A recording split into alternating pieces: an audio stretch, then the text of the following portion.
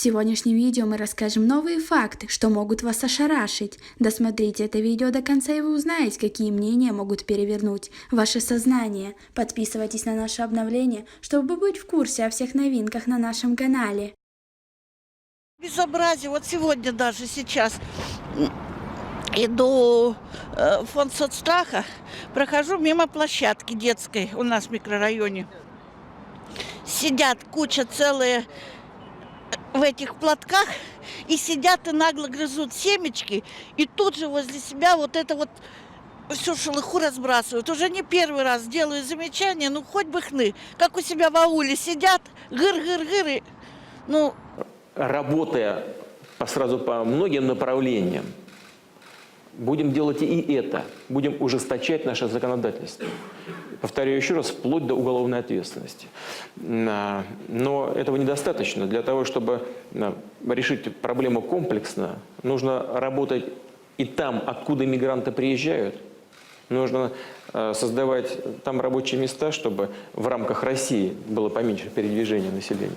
Что касается стран ближнего зарубежья, то нужно работать там уже заранее, в тех группах населения, которые приезжают, которые имеют здесь связи, контакты, создавать там курсы русского языка, создавать там курсы по изучению традиций русского народа. Но меня напрягают конкретно те люди, которые приезжают сюда и ведут себя неподобающе, то есть... А вот как именно неподобающе, раскроете?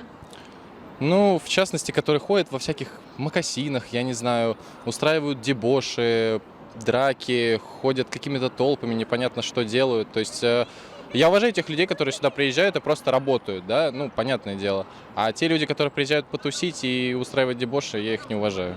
Их родина Туркмения и Узбекистан.